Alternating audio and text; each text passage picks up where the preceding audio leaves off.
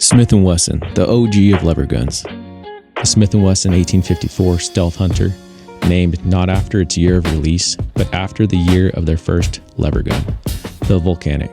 The Model 1854 is a side-loading lever action that features an external hammer, cross-bolt safety, large loop lever, and removable magazine tube.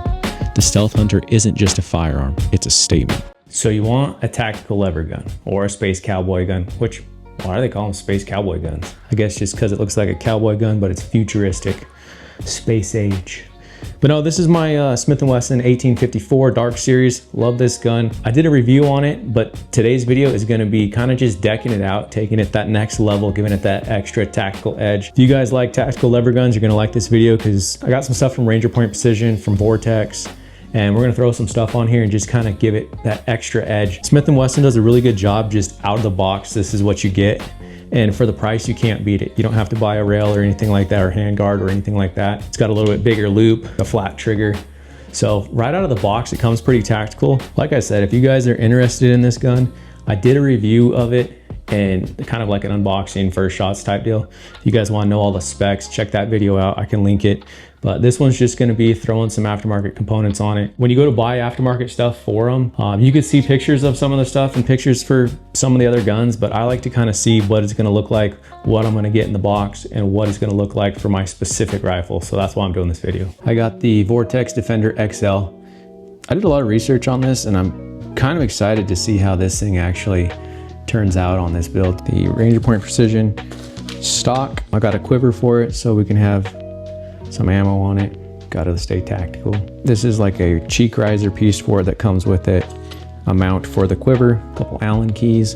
So yeah, if you order a stock from Ranger Point Precision, this is what they're gonna give you in the box. Now, I did a lot of research on different tactical style stocks. I was hoping I could find something a little more budget friendly. Sometimes you get what you pay for. So this is my first time checking this out and running any of their products. You do pay a premium for it, especially for just a stock, but I think they have the best looking one out there. Midwest Industries, there's a couple other companies I can't think of offhand that have some lever gun components, but I just really like the look of this one, especially when you get the quiver on it. It just gives a really nice look. I think it's got a sling mount and then a QD mount. So it's pretty cool. So we'll get this on there and see how that looks. They send you a couple stickers, which is always cool. One of the main reasons I went with the Vortex Defender-XL for this lever action build is just because I really do like the look of a pistol dot on a lever gun. I think it's just a cool look, kind of hard to go wrong with. And then with Vortex, obviously they have an awesome warranty. You cannot beat their warranty. This guy right here, it comes with a Picatinny rail mount. So right out of the box, I can throw this with the Vortex Picatinny rail mount onto the Stealth Hunter's rail. So that's pretty cool. It's gonna be a lower mount, which I kind of like. So yeah, we'll throw this on there, see how it looks, check it out, check out the quality. Vortex hasn't had these too long, which I think when they came out with it, they, for the price point, doesn't seem like you can really beat it. So it's got some front serrations here, which kind of cool. I like that texture. So overall, it's a pretty good red dot for the price, I think. Obviously, I haven't ran one. This will be my first time, but from what I'm seeing so far, I do really think it's a nice red dot. Comes with a little cover.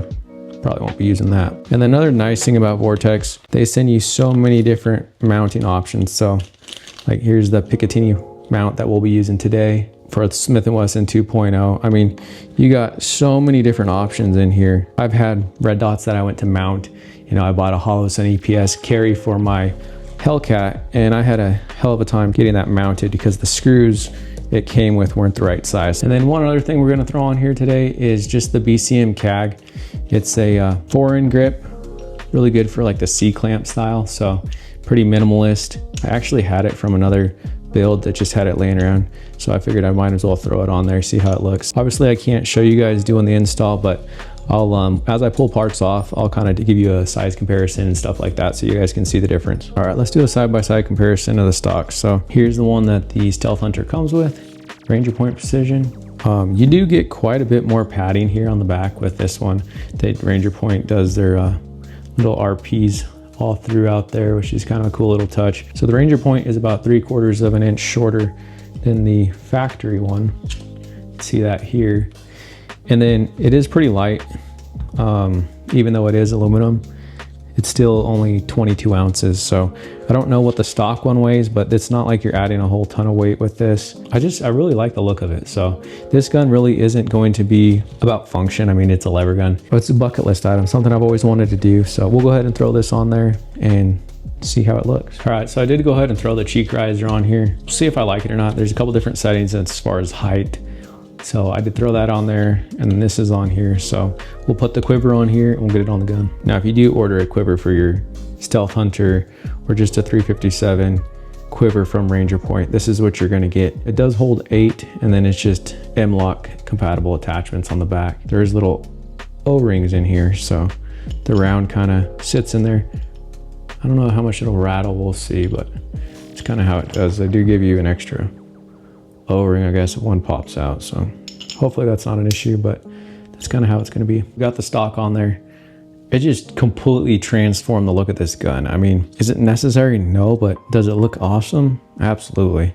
I'm kind of bummed because I did go with the critical defense rounds, and typically they're nickel, like this guy here, but I said there was like some sort of shortage, and so now they're charging you the same price and still giving you brass instead of nickel.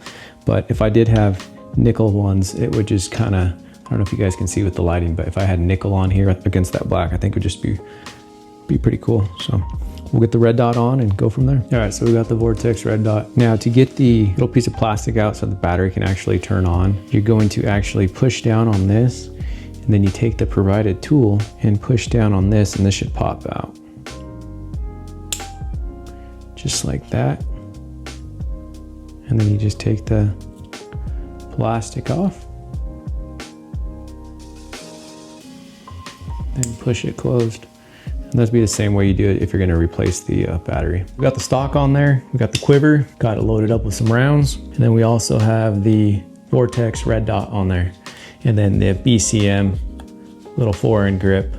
I don't know how I feel about it. This rail gets a little wider back here, so if I put it back here, it kind of hangs over a little bit. So we'll see if this is too far forward, but I mean, I'm liking it for just a C-clamp grip. Obviously there's no guard over the barrel here, so you don't want to be doing something like that. You burn your finger, but for something like this, I mean, I'm kind of digging it. You can raise this up or down. I mean, look at the look of that thing. If you're going for the tactical look, just having the Stealth Hunter and putting a stock on it just gives you that look.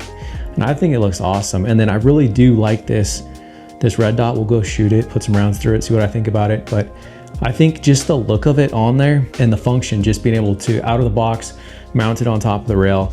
It's the XL one, so it's got the bigger glass, give you a little bit bigger side picture. And just for coming up on target quick, I mean, yeah, it's keep both eyes open, you can see everything, and it looks really good on there. So I'll have to play around. I haven't done much shooting with a red dot on a lever action before, so I'll have to kind of see how I want the placement of it. But overall, I'm pretty impressed. Like I said, is this really necessary? No, it's a novelty. It's something that's been on my bucket list that I've wanted to do. And so I'm just doing it and sharing it with you guys. Let me know what you guys think about lever guns, if you guys prefer the old school cowboy wood, or if you guys like this new trend of kind of the tactical space cowboy edition. I kind of like it. I'm not against wood guns. I have plenty of those, but just kind of for the heck of it, I just want to do one like this. Another thing this Stealth Hunter has is it has the bigger loop here. So if you're running with gloves or anything like that, it's going to be a little easier. So yeah, let's go put some rounds through it and let me know what you guys think. All right, guys, check it out. Out here in the elements in all its glory. So far, pretty impressed. Digging the look of it. Really like how the quiver looks on there. It didn't add a whole lot of weight, and it just gives it that overall look and some function. The nice thing about this gun is it is a little shorter when it comes to lever actions. So let's put some rounds through it, see how the red dot is on there. I'm not sure if I should move it forward or back. I guess I'll have to shoot it and see. Never really done a lot of shooting with a red dot on a lever gun, but we'll give it a go and see how it is. The load gates on these are pretty stiff. Ranger Point Precision does make a soft loading gate for it, but now I know why they have safety delete kits. This safety drives me up a wall. All right.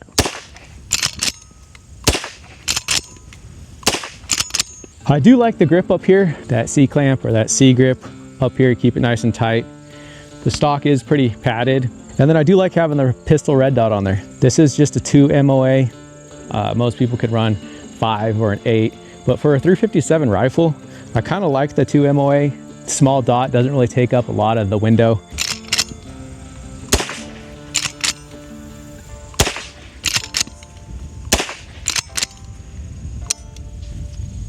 Like I said, this gun's more of a novelty, especially in today's day and age. The one good thing about a lever action though is if you're traveling and you're doing road trips and you want to have some personal protection with you and you want a rifle, you can throw this thing in the truck and you're 50 state compliant. So that's one good thing about it.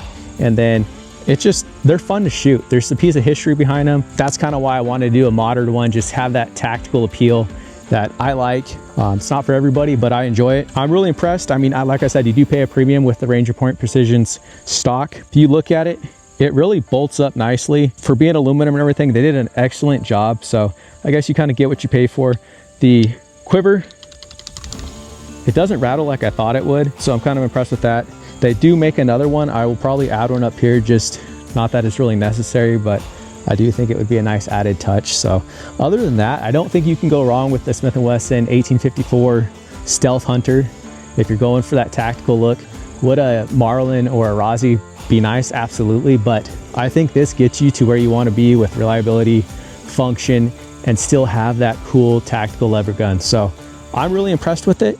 As far as the Vortex Defender red dot, I like it. I feel like it's big enough to be on this. You get a good sight picture, and the fact that it does come with a Picatinny rail mount, and right out of the box, you don't need anything for it. You don't need to buy any bolts, no mounts, nothing like that. So I think for the price, you can't really go wrong, especially on a lever gun like this. You're not going to be reaching out to super far distances. So I think it's perfect for that. Would an aim point acro or something like that be nicer? Absolutely. But for the price point, I think this is perfect, and it looks cool. So I honestly love this gun. I think it's pretty much done. Like I said, it was just a novelty build and something I've always wanted to do. So let me know what you guys think about it, whether you love it, hate it, any suggestions, and yeah, thanks for watching.